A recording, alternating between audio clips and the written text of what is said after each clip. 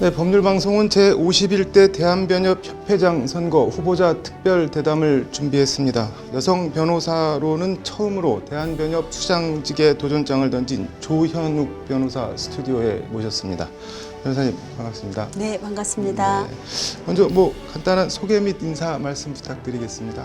네, 먼저 제가 제51대 대한변호사협회 협회장으로 여성 최초로 제가 후보 등록을 했습니다.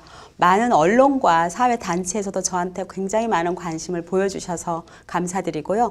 저에 대해서 간단하게 소개를 드리자면 저는 제28회 사법시험 최연소 합격을 하고 서울대학교 법과대학을 졸업한 후에 판사나 검사를 하지 않고 10년간 제가 법률구조공단에서 경제적으로 소외된 사람들을 위한 활동을 했습니다. 네. 그리고 그 후에 이제 법관으로 임용을 했고 2008년에 이제 법원 퇴직한 후에 변호사를 하다가 한국 여성변호사회 회장을 하고 또 김현협 회장님이 협회장이신 49대 때 대한변호사협회 부협회장 그리고 50대 때 1년간 부협회장을 했습니다. 말씀하신 대로 여성 최초로 대한변협 회장직에 출사표를 던지셨는데 출마의 변을 조금 더 말씀해 주신다면. 네. 요즘 청년 변호사들이 취업이 안 돼서 굉장한 취업의 한파에 시달리고 있습니다. 실제로 2020년 10월 말 기준으로 보면 약 400명이 변협 연수를 받고 있습니다. 그 말은 무슨 뜻이냐면은 취업지가 아직 확정이 되지 않았고 심지어 실무 수습을 다른 곳에서 받는 변호사들도 6개월이 지나면 취업으로 연결되지 않고 열정페이만 강요당하는 그런 현실입니다. 따라서 이 청년 변호사들의 눈물을 어떻게 닦아줄 것인가, 그리고 결과적으로 일자리를 어떻게 창출해서 일자리를 제공할 것인가, 그것뿐만이 아닙니다. 여성 변호사들도 사실 개업한 변호사가 그 자체만으로 힘든데 일과 가정 사이에서 굉장히 고단한 현실이고요.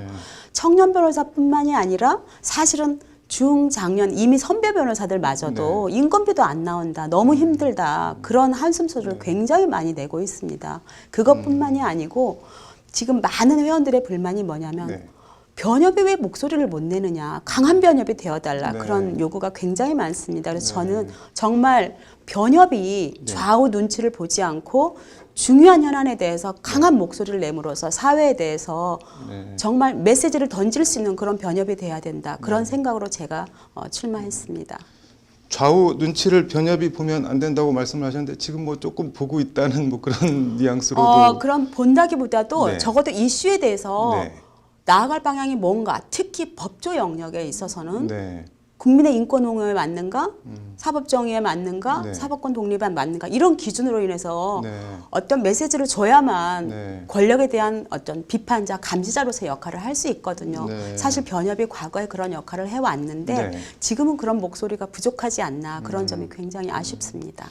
그런 측면에서 이번 변협회장 선거의 화두, 시대정신 같은 게 있다면 어떤 걸까요? 크게 두 가지로 나눌 수 있는데요. 직역소와 일자리 창출을 통한 청년 변호사들의 권위 공호. 두 번째는 강한 변협. 강한 변협이 결국 회원들의 권위 공호를 위한 것이기 때문에 그 두 가지로 크게 나눌 수 있습니다. 권익 옹호와 강한 변협, 결국은 같이 묶여 있는 문제인 것 같은데 관련해서 핵심 공약 같은 게 있다면 어떤 게 있을까요? 결국 회원들의 권위 공호는 크게 네 파트로 나눌 수 있는데요. 이제 예를 들면 청년 변호사, 여성 변호사, 그리고 사내 변호사, 그리고 각 지방 변호사의 회원들, 이렇게 네 카테고리로 나눌 수 있고요. 그 영역을 보자면 먼저 청년 변호사들에게는 아까 말씀드렸듯이 가장 중요한 게 결국 일자리 창출입니다. 그렇다면은 결국 직역소의 문제, 나아가서 적극적으로 일자리 창출. 그 일자리 창출은 어떻게 해야 되냐면은 각 영역의 청년 변호사들이 들어갈 수 있도록 법으로 결국 연결이 돼야 되거든요. 그러니까 예를 들면 변호사 강제주의도 아직 국민들의 인식이 따라가지는 못하지만 적어도 상고 시민 대법원부터라도 변호사 강제주의를 하고 그리고 국가나 지방자치단체도 행정의 법치주의가 굉장히 중요하거든요. 결국 변호사들이 법무담당관으로 임용될 수 있도록 지방자치단체 법무담당관제, 그리고 지금 각 지자체의 소송 수행을 보면 직원들이 나와서 소송 수행을 하고 있습니다. 그것도 반드시 변호사 자격으로 해야 되고 그런 여러 가지 방법을 통해서 결국 일자리를 계속 만들어 나가야만이 지금 현재 청년들의 일자리 한파를 결국 해결할 수 있다, 그렇게 생각을 합니다. 이게 변호사 단체 입장에서 보면은 일자리 창출 차원이지만 어떻게 좀 반대쪽에서 보면 예산 문제라든가 뭐 비용 문제가 뭐 제기될 수도 있을 것 같은데 그 부분에 대해서는 어떻게? 그래서 결국 입법의 문제인데요. 네. 그게 예산이 지자체로 보면 예산이 들지만 네. 길게 보면은 결국은 우리가 청년 일자리 창출만을 위해서 그걸 요구하는 게 아니라 네. 우리나라 그 각 자치단체의 행정이 네. 법적인 질서에 맞지 않게 주먹구구로 세는 게 굉장히 많거든요. 네. 결국 청년들이 그 각 영역으로 들어감으로써 네. 행정 자체가 절차에 맞고 투명해지고 오히려 법적 분쟁이 일어나서 나중에 더 많은 비용이 드는 그런 고비용을 오히려 예방할 수 있다, 저는 이렇게 생각을 합니다. 이게 뭐 단순히 뭐 변호사들 일자리 만들자고 하는 게 아니라 어떻게 보면 뭐 법치주의 구현에도 실질적으로 도움이 된다는 그렇죠. 말씀이신 것 같은데 다른 공약들은 또 뭐 어떤 게 있을까요? 예를 들면 이제 여성 사내 네. 변호사도 있는데요. 지금 사내 변호사를 예를 들면 사실은 굉장히 고퀄리티 네. 인재들인데 불구하고 실제로는 계약직이 굉장히 많습니다. 그리고 각 회사에 갔을 때는 사실은 회사의 여러 가지 법률 문제를 해결하고 네. 또 어쨌든 소송이든 형사 문제든 생기면 그걸 해결하는 역할을 해야 되는데 지금 겸직 허가를 다 받아야 됩니다. 네. 그래서 겸직 허가도 폐지하거나 적어도 완화하는 쪽을 거쳐서 폐지까지 가야 되고요. 네. 그리고 지금 사내 변호사들의 주요 역할이 결국 준법 지원, 준법 네. 감시의 역할이 굉장히 많습니다. 네. 그런데 지금 상장 기업에 준법 지원을 두는 그 규모를 보면 아직도 5천억 이상이기 때문에 장기적으로는 모든 상장 기업에 네. 준법 지원을 반드시 두도록 해야 된다. 그리고 지금 준법 지원인을 보면 변호사 자격 아닌 사람이 굉장히 많아요. 그래서 변호사가 아닌데 어떻게 할 수가 있는 예, 건가요? 준법 지원으로 실제로 되고 있습니다. 그러니까 회사에 좀 임원급이 되는 경우가 있어서 준법 지원인은 반드시 변호사로 한정해야 되고요. 그리고 지금 각 공공기관이나 단체 감사 역할을 보면 변호사나 회계사 지위가 아닌 사람들이 또 감사를 많이 하고 네. 있습니다. 그래서 결국 공공기관에도 감사의 지위를 변호사나 회계사로 한정하는 그런 게 필요하고요. 네. 또 이제 상법상 지배인이라는 제도가 있는데 네. 그 지배인들이 사실상 회사의 소송을 나와서 법원에서 많이 하고 있습니다. 네. 결국 지배인도 변호사 자격을 갖도록 해야 되고 이런 여러 가지 아이디어를 통해서 결국 사내 변호사, 청년 변호사 역할이 많이 확대될 것으로 보이고요. 네. 지금 사내 변호사들이 이제 더 좀 공고한 지위를 가지기 위해서는 뭐 정경련이나 네. 그런 단체들과도 우리가 서로 협업을 해서 사내 변호사의 지위를 더 좀 확실하게 해줘야 되지 않을까. 그리고 지금 준법 지원을 두지 않는 기업이 사실은 제재를 받지 않고 있습니다. 근데 네. 결국은 준법 지원을 두지 않으면 제재하는 법으로 좀 개정을 해야만이 결국 사내 변호사 지위가 강화될 뿐 아니라 자리도 많이 생길 거라고 지금 생각을 합니다. 뭐 말씀하신 과제들이 다 만만치 않은 것 같은데 수행을 하려면은 뭐 변협이 어쨌든 말씀하신 대로 강한 변협이 돼야 될 것 같은데 뭐 개혁이나 뭐 그런 방안이 있다면 어떤 거가 있을까요? 변협은 개혁할 게 굉장히 많습니다. 지금 회원들의 목소리를 들어보면 네. 첫째, 회원을 위한 게 아닌 무분별한 MOU 너무 많다. 이것도 반드시 개혁해야 될 과제입니다. 네. 그리고 각종 위원회 제도도 개혁을 해야 되고요. 그리고 보면은 이 대한변협이 2년마다 집행부가 다 바뀌게 돼 있습니다. 네. 그러면 결국 직원만 남고 2년간 일했던 집행부가 통째로 다 바뀜으로 인해서 사실은 추구했던 사업의 연속성도 없어지고 회무의 연속성이 없어집니다. 따라서 결국은 회무 연속성을 위해서는 상금 부여배상 제도도 필요하고요. 그래서 여러 가지 개혁할 게 굉장히 많기 때문에 저는 이제 회무 경험을 통해서 반드시 효율적이고 회원을 위해서 일하는 변협이 돼야 된다. 그런 구상을 가지고 있습니다. 요거는 뭐 한번 짚고 넘어가야 될 것 같은데 국가인권위 비상임위원이신데 뭐 일부에서는 비상임이지만 정부기관에 몸담고 있으면서 변협 회장에 출마를 하는 게 뭐 온당하냐 뭐 이런 지적이랑 비판이 있는데 어떻게 보시나요? 뭐 일단 뭐 개인정보보호위원회, 방송통신위원회 많은 위원회가 있는데 네. 뭐 그걸 떠나서 저는 이미 네. 최영애 국가인권위 위원장님에게 사임계를 제출했고요. 네. 또 저를 지명하신 대법원장님께도 네. 제가 사임의 의사를 이미 다 말씀을 드렸기 때문에 네. 그거는 특별히 뭐 더 이상 논란의 여지가 없다고 네. 봅니다. 알겠습니다. 뭐 총론에서 다른 후보들과 차별되는 강점 51대 대한변협 회장은 조현욱이 되어야 된다. 뭐 그런 게 있다면 어떤 게 있을까요? 저는 직접 제 생활을 통해서 청년 변호사, 여성 변호사 그리고 네. 선배 변호사들의 고충을 다 직접 체험하고 느꼈다고 생각합니다. 네. 제 아들이 7기 로스쿨을 졸업한 변호사이고 또 저 스스로 여성 변호사로서 일가정 양립이 얼마나 힘든 일인지 겪었고 또 제가 여성 변호사 회장을 하면서 많은 젊은 후배 여성 변호사들의 삶을 통해서 또 보았습니다. 그래서 저는 저의 경험과 플러스 또한 여성 변호사 회장 및 김현 협회장님 때부터 부협회장을 했던 회무 경험 그걸 통해서 회원의 권익 옹호는 물론이고 변협의 시스템을 개혁할 확실한 대안을 갖고 있다고 생각하기 때문에 제가 강점이 있다고 생각합니다. 네. 뭐 마지막으로 법률방송 시청자하고 대한변협 회원께 한 말씀 부탁드리겠습니다. 네, 제가 대한변협 70년 역사상 처음으로 대한변협 협회장 후보에 도전을 했습니다. 시대적 흐름이 이제는 섬기고 봉사하는 변협 협회장이 되어야 된다는 것이고요. 또한 여성이 남성과 아무런 능력의 차별이 없이 또 오히려 더 꼼꼼하고 더 부족한 점을 찾아서 섬기면서 할 수 있는 그런 시대라고 생각합니다. 제가 저희 모든 에너지를 던져서 대한변협 협회 회원들을 위해서 정말로 잘하구나, 정말 역시 조현욱이구나 이런 말을 들을 수 있도록 열심히 하겠습니다. 많은 응원 부탁드립니다. 네, 오늘 말씀 잘 들었습니다. 법률 방송에서도 계속 관심 갖고 지켜보도록 하겠습니다. 네, 감사합니다. 오늘 나와주셔서 감사합니다. 네.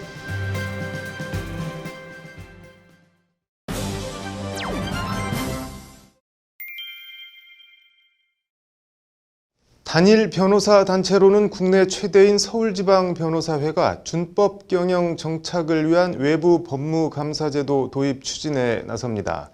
제2의 라임 옵티머스 사태 방지, 제2의 김용균이 다시 나오는 걸 방지하겠다는 취지인데 어떤 내용인지 장한지 기자가 단독 취재했습니다. 추산액 2조 1천억 원의 피해가 발생한 라임 옵티머스 환매 중단 사태가 발생한 지 1년이 다 되어가지만 피해 회복은 여전히 요원하고 사기쳐서 얻은 수익 우리들의 피땀이다. 피땀이다. 피땀이다. 실감독 금강원은 완성하고 해결하라. 구호가 부질없게 지난 1년 사이 환매가 중단된 펀드는 22개, 판매액으로는 무려 5조 6천억 원에 달합니다. 삼성그룹 각 계열사에는 변호사만 300명 넘게 재직 중이고 버젓이 준법감시인이나 준법지원인들을 두고 있지만 총수의 승계 앞에서는 모든 임원이 이성을 잃습니다. 공장 바닥도 뚫고 중고도 숨겨요. 삼성그룹 총수 이재용 부회장은 경영권 불법 승계와 뇌물 공여 혐의로 재판을 받는 피고인 신세입니다. 실망을 안겨드리고 신유를 끼쳐드리기도 했습니다. 법과 윤리를 엄격하게 준수하지 못했기 때문입니다. 현행법은 준법 경영 감시를 위해 금융회사의 경우엔 준법 감시인을, 자산규모 5천억 원 이상 상장 기업엔 준법 지원인을 두도록 하고 있지만 유명무실하다는 비판이 끊임없이 제기되어 왔습니다. 제도 취지는 좋지만은 결국 사회에서 임용되기 위해서 결국은 대주주나 혹은 경영자의 눈치를 보게 되면 기능 못 하거든요. 준법 감심도 똑같은 위치라고 봅니다. 이런 지적과 비판을 해소하기 위해 서울지방변호사회가 입법운동에 나섭니다. 핵심은 외부의 독립된 법무법인이 주기적으로 기업의 준법 경영 실태를 감사하고 기업 기밀과 관련된 정보를 제외한 법무 감사 결과를 공시하도록 하는 제도를 만드는 겁니다. 기업들이 외부 회계법인의 회계 감사를 받듯 외부 법무법인의 준법 경영 감사를 통해 기업 내부 준법 감시의 한계를 극복해 투명한 준법 경영을 담보하겠다는 취지입니다. 오너가 불법 행위를 지시했을 때 그 내부에서 어떤 뭐 법무팀이나 이런 쪽에서 오너의 지시를 거부하기는 대단히 어려운 것이어서 이것을 독립적인 외부 기관이 감사를 하게 하면 펀드 회사를 예로 들면 펀드 판매 당시 투자자들에게 홍보한 투자 설명서 내용대로 실제 기금을 운영하고 있는지를 분기별로 외부 법무법인이 감사하는 식입니다. 제대로 이루어지고 있으면 적정 의견으로 공시하고 당초 투자 설명서 내용과 다르게 운영될 경우 시정 조치 의견을 통해 개선을 유도하는 겁니다. 그래도 시정에 응하지 않을 경우 부적정 의견을 내고 고발 조치를 통해 라임 사태 같은 펀드 사기를 미연에 예방하겠다는 취지입니다.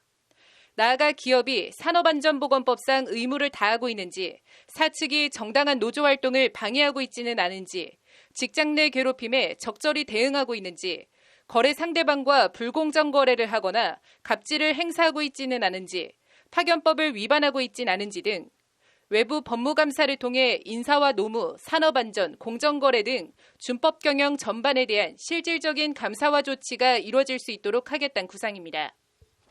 이를 통해 오너 일가의 이익을 위한 경영권 남용을 막는 한편 만연한 갑질을 차단하고 제2의 김용균, 제2의 이한빛이 나오지 않도록 하겠다는 겁니다. 오너 리스크를 획기적으로 줄일 수 있다. 직접 그런 기업 내부의 준법 경영을 감사하고 서울변에는 각계각층의 의견을 수렴하는 공청회를 거쳐 자본시장과 금융투자법 개정안과 상법 개정안을 마련해 법안 통과를 추진한다는 계획입니다. 반드시 입법에 이를 수 있도록 공청회도 개최하는 한편 개정안도 성안하는 등 최대한의 노력을 기울일 예정입니다. 전문가들은 기업 경영에 크게 부담이 안 되면서도 준법 경영 감사의 독립성을 확보할 수 있는 법안 마련이 필요하다고 조언합니다. 기업 경영의 투명성을 확보하고 지배 구조를 선진화한다는 것은 우리 상법의 두 가지 큰 대명제이기 때문에 기업 규모별로 잘 따져서 외부 법무감사가 필요한 경우에 어느 정도 도입이 되면은 그거는 기업 경영의 투명성을 높이는 하나의 방안은 될 수 있다. 외부 법무감사 제도가 21대 국회에서 입법화될지 주목됩니다. 법률방송 장은지입니다. 네, 이어서 법조계 소식 전해드리겠습니다. 윤석열 검찰총장 측이 정직 2개월 처분의 효력을 정지하고 이를 취소해달라는 소송을 오늘 서울행정법원에 낸다고 밝혔습니다. 화성 연쇄살인사건 8차 사건의 범인으로 몰려 20년 동안 억울한 옥살이를 한 윤석열 씨가 사건 발생 32년 만에 재심에서 무죄를 선고받았습니다. 구본상 LIG그룹 회장과 구본엽 전 LIG건설 부사장이 1,300억 원대 조세 포탈 혐의로 검찰에 기소됐습니다. 이별을 요구하는 여자친구에게 몰래 찍은 성관계 동영상을 보여주며 가족과 친구들에게 뿌리겠다고 협박한 20대가 항소심에서 징역 2년 6개월 실형을 선고받았습니다.